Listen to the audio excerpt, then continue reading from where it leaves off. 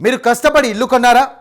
Registration అయిపోయింది కదా అని రిలాక్స్ అవుతున్నారా? అయితే ఈ వార్త మీకోసమే. మీ ప్రాపర్టీ మీ పేరు మీదకు మారాలన్నా, మీరు మున్సిపల్ ట్యాక్స్ కట్టాలన్నా అక్కడ కూర్చున్న అవినీతి తిమింగళాలకు కాసులు సమర్పించుకోవాల్సిందే.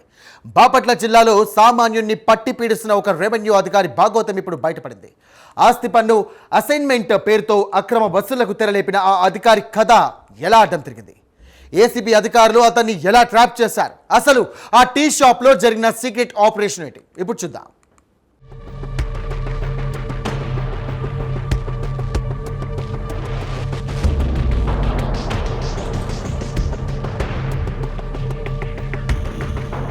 బాపట్ల జిల్లాలో సంజయ్ గాంధీ కాలనీలో ఒక సామాన్యుడు తన భార్య కుమార్తె భవిష్యత్తు కోసం 2 బిల్డింగ్లను కొనుగోలు చేశాడు. చిన్నగంజాం మండలానికి చెందినటువంటి దేవరకొండ సుబ్బారావు అనే వ్యక్తి పక్కా ప్లానింగ్తో లీగల్గా అన్ని డాక్యుమెంట్స్ సిద్ధం చేసుకున్నారు. కానీ అసలు సమస్య మున్సిపల్ ఆఫీస్లోనే మొదలైంది.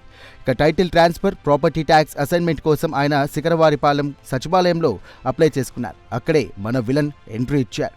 రెవెన్యూ ఇన్స్పెక్టర్ షేక్ ఇమాం ఈ ఫైళ్లను క్లియర్ చేయాలంటే పెద్ద మొత్తంలో డిమాండ్ చేశారు. ఒక సామాన్యుడు తన హక్కు కోసం ఆఫీసుల చుట్టూ తిరగడం చూసి జారిపడాల్సింది పోయి అక్రమంగా డబ్బులు గుంజాలని ప్లాన్ చేశారు. ఇప్పటికే భార్య పేరు మీద ఉన్నటువంటి బిల్డింగ్ ప్రాసెసింగ్ కోసం 50,000 రూపాయలు డీల్ కుదుర్చుకుని అందులో సగం లంచంగా తీసుకున్నారు. అయితే అంతటితో ఆ అధికారి ఆశ చావలేదు.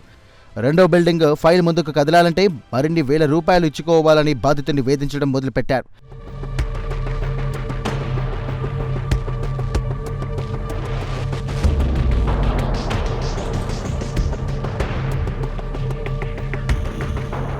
కుమార్తె పేరిట ఉన్న 2వ బిల్డింగ్ మ్యూటేషన్ పనుల కోసం ఏకంగా 60,000 రూపాయలు కావాలని ఇమాం డిమాండ్ చేశారు.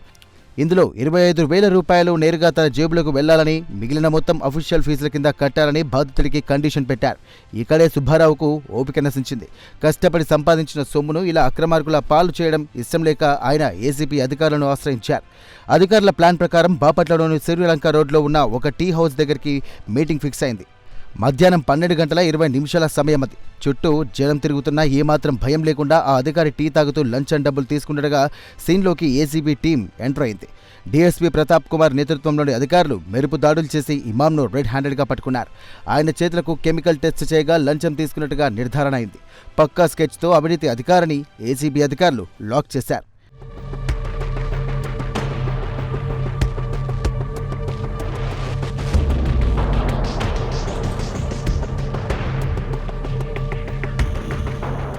ఈ ఆపరేషన్ ఒక హై వోల్టేజ్ సినిమా సీన్ను తలపించింది. గుంటూరు ఏసీబీ ప్రతాప్ కుమార్ తన టీంతో కలిసి అత్యంత రహస్యంగా ఈ రైడ్ నిర్వహించారు.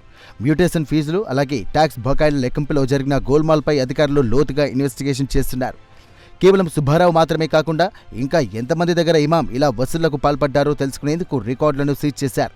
ఏసీబీ అధికారులు మన్మథరావు నాగరాజు అలాగే సురేష్ బాబు తమదైన శైలిలో విచారణ ముమ్మరం చేశారు. ప్రభుత్వ ఆఫీసుల్లో ఇలాంటి అక్రమాలకు పాల్పడితే ఎంతటి వారినైనా వదిలే ప్రసక్తే లేదని అధికారులు హెచ్చరిస్తున్నారు.